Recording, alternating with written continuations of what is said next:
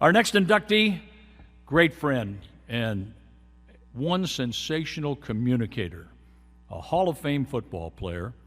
Dan Dierdorf's broadcasting career began at KMOX Radio in St. Louis under Robert Hyland.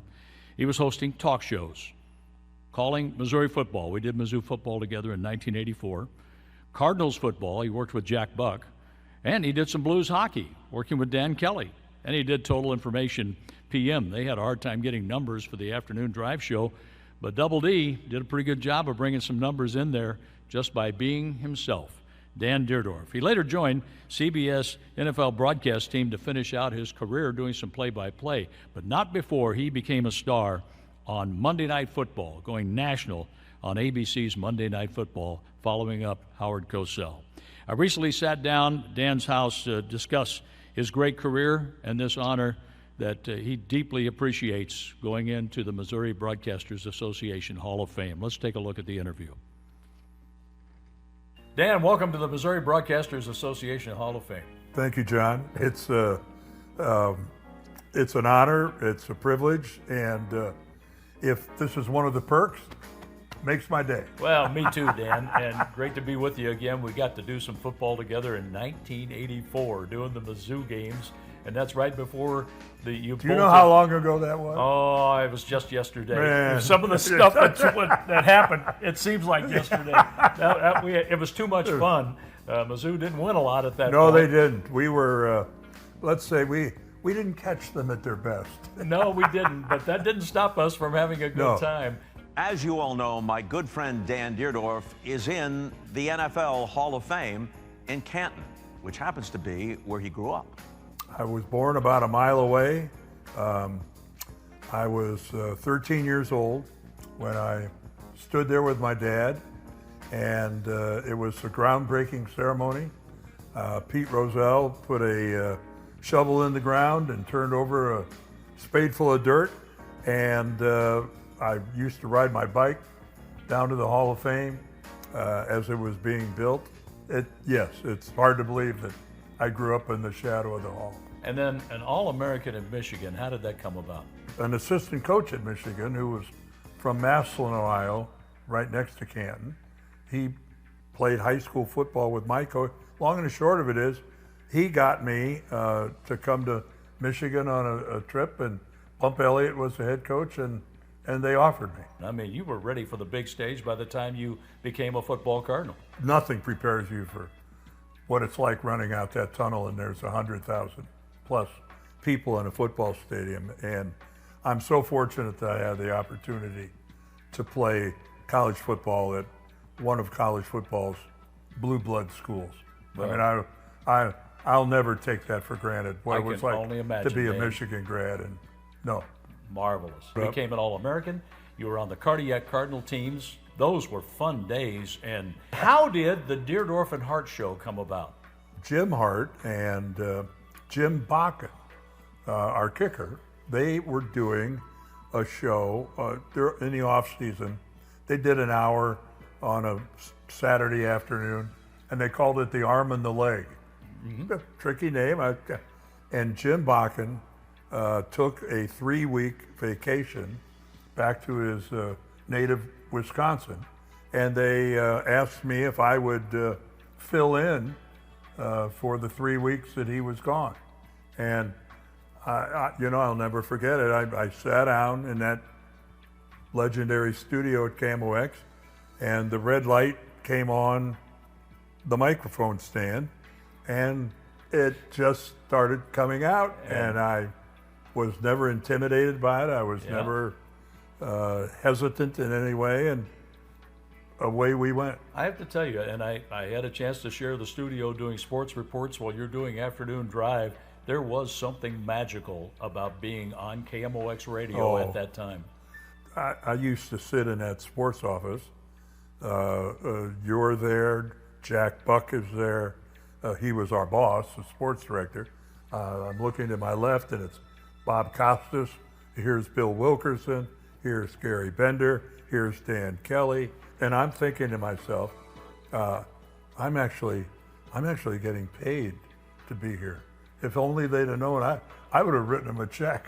And to think that revolved around an AM radio station. And Robert Hyland knew talent when he saw it, when he heard it, and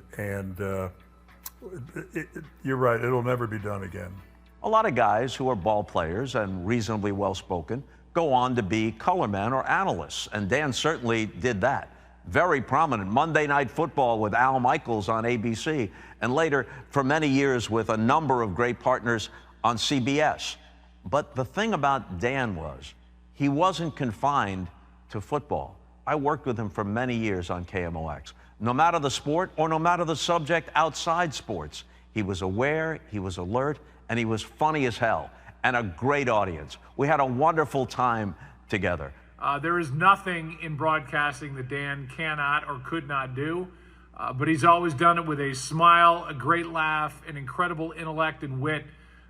We just love him. The Buck family loves Dan Dierdorf, and from one Hall of Famer to another, congrats and welcome. Joe Buck is Monday Night Football Sure. right now. You were Monday Night Football. Jack Buck, he did World Series, and he did the Monday Night Football with Hank Stram forever. Then Bob Costas, what he's done, the influence that KMOX has had on broadcasting, and you're right there in the middle of it. Well, I'm maybe the lower middle.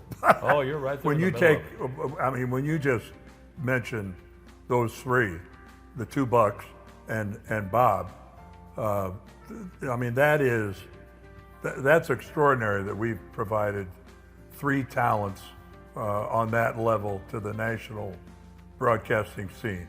It was Robert Hyland and KMOX. If there's a common theme here.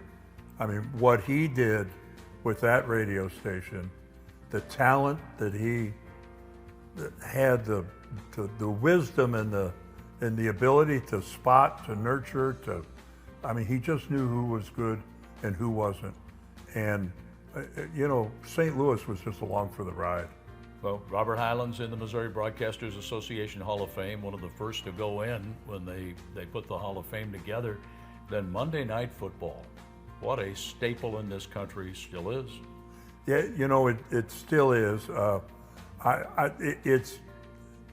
It's changed, and it's on cable now, and I got in there right after Howard Cosell, and it was still the Monday Night Football that it was Monday Night Football in that we got the best schedule.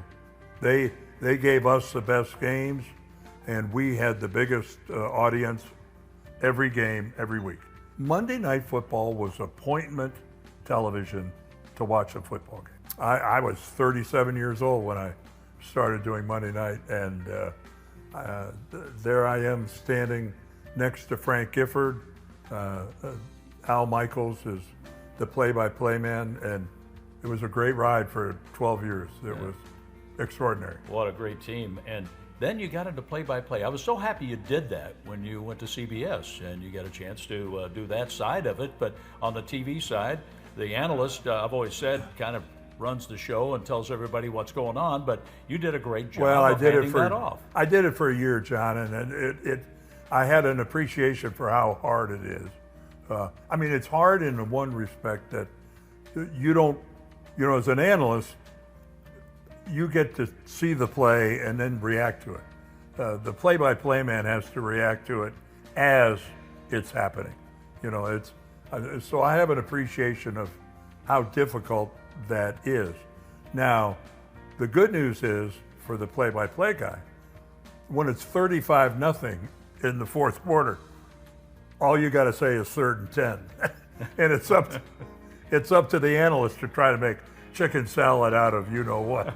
I always thought, did you see that? Yeah. That's great for the play-by-play guy. Wow, what a play. What do you think? Mercifully, I don't think I ever said that. What does it mean to you, Dan, to be going in? Well, it's, I always viewed myself as a football player first. But then I took broadcasting very seriously. I didn't want to be one of those aw shucks guys that just showed up and thought that I was entitled and get out of my way because I was a good player. I worked hard at becoming a good broadcaster. I had the good fortune to have been tutored by Jack Buck. I mean, I worked a whole season doing Cardinal games on the radio with Jack. I can't even begin to tell you what I learned. Dan was always great, always spontaneous. He was a true broadcaster. If he had never been a star athlete, he would have made it as a broadcaster. Maybe they wouldn't have found a reason to put him on Monday Night Football, but he could have had a great career at KMOX, and that's why he's getting into the Missouri Broadcasting Hall of Fame. Forget all the network stuff. He was an icon in St. Louis at KMOX. I had the good fortune of learning from people that were on top of Mount Rushmore, and I'm forever grateful for it. And this honor from the Missouri broadcasters is, I wasn't born in Missouri. I didn't go to college in Missouri, but I have lived in Missouri my entire adult life. I moved here when I was 21 years old, and so Missouri is my home, and this is a very nice honor. I'm very gratified. Well, you and your family have given so much back to the community, as well as a lot of great thrills with the football Cardinals, with your work on Monday Night Football on KMOX. But this is a big honor for me, Dan, to welcome you to the Missouri Broadcasters Association Hall of Fame. Thank you, my old friend. Thank you, John. You got Thank it. you. You've been a friend to so many people who I know are in that room tonight. You're loved. I know you know it. I hope you know it. And again, I wish I was there. So from all of the Bucks, including the dearly departed one, congratulations, big man. Enjoy your night tonight. Well, thank you so much to the Missouri Broadcasters Association for this honor. I'm sorry I'm not there tonight. Physically, it's just hard for me to get around much anymore, and I'm up in Michigan at our summer home, and I'm sorry I can't be with you tonight. I look at the people who preceded me. I look at this year's class, who's going in, and with a great deal of humility and graciousness, I say thank you so much. And of course, it means a lot to me that my old friend and partner, John Rooney, is emceeing tonight. And again, my apologies for not joining you there at the Lake of the Ozarks, which, by the way, where I had a home for like 25 years. And I have had a lot of fun at the Lake of the Ozarks. And I hope all of you tonight have as much, well, no, that won't be possible. I was going to say maybe you could have as much fun as I had, but the boat dealers at the Lake of the Ozarks were sorry to see me go. Again, thank you, everybody. Have a wonderful evening, and it's with a great deal of gratitude that I say thank you, and I hope you have a splendid evening. Dan Dierdorf, Double D.